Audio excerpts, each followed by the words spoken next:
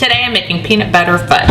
I only really make this during the holiday season because honestly, who really does eat fudge any other time of the year, right? But this is a recipe that my daughter's co-worker has sworn by. It's easy peanut butter fudge. Every time my daughter brings it home, we devour it. So I got the recipe from her.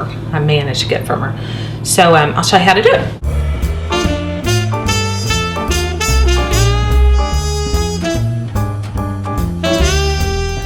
A nice heavy saucepan, and go ahead and put it on a medium heat.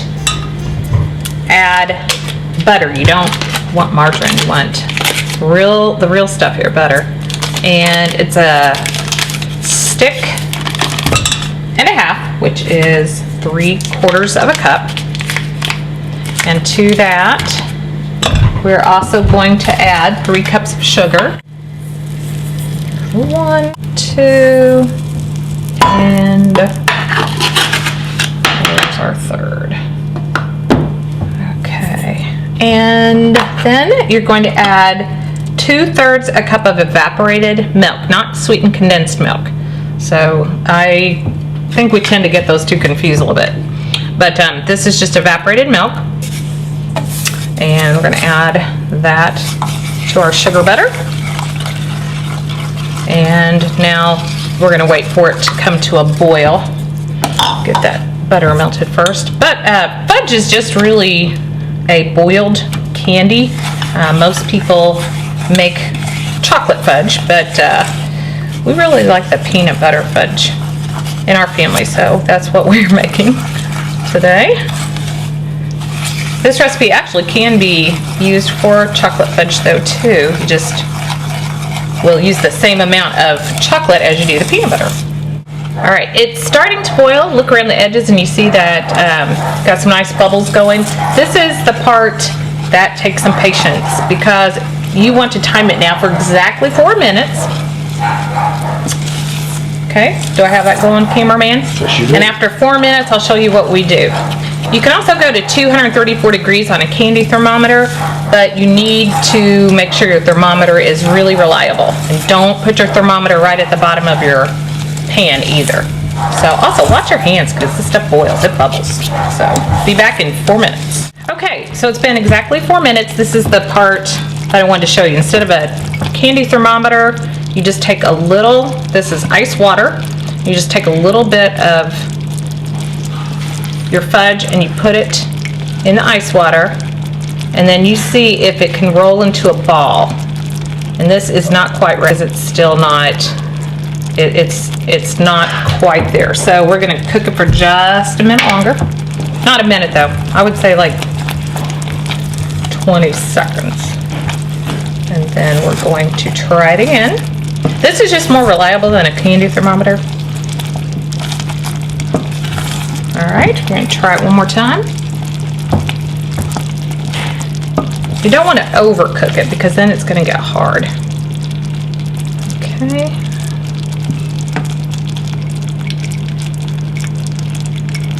All right, it's almost there. It's starting to form a little ball, but when you put it in your mouth, it should have just a little bit of a pop. So we are so close. Okay, you don't really want to go over 5 minutes, so we're probably going to be just right there. All right, try it one more time. Yep, we got it. It's a nice little ball. It's ready to come off. Okay, so you have to take it off the heat. Okay, and then you add your peanut butter,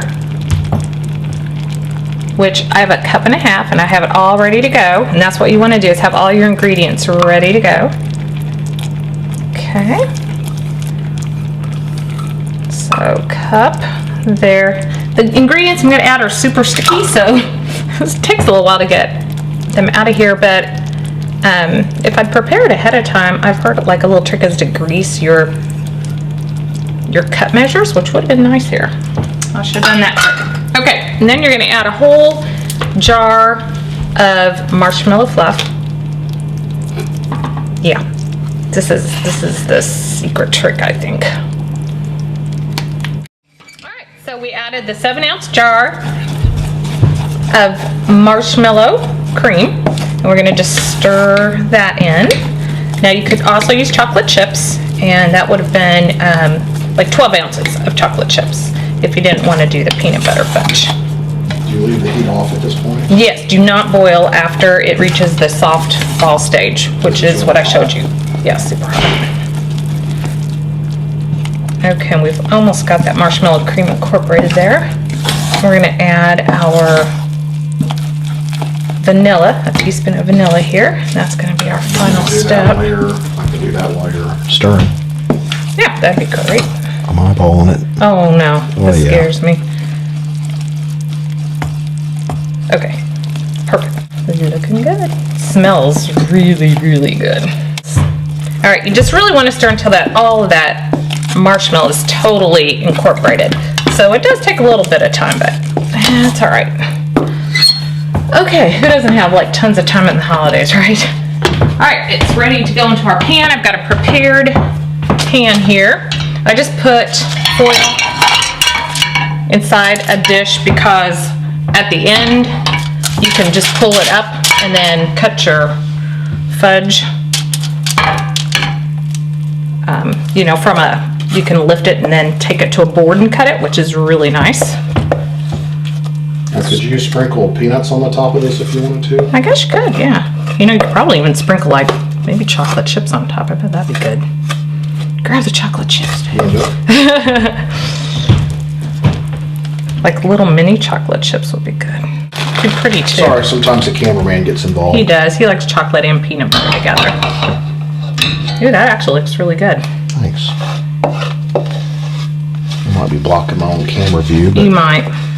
You want me to do it? no. Well, sure, if you want to. Okay. I think I've got most of this out. I might have to find somebody to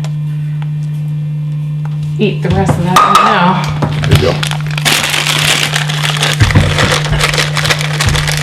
Okay, and then we just let this cool and Do you set it in the fridge? Or can some you- people do. I'm just gonna leave it, just gonna let it cool naturally. But you can put it in the fridge. But it'll take a while for it to set up, although you can already tell that it's setting up pretty well. But it'll be delish. All right, that's it. We'll show you the end result.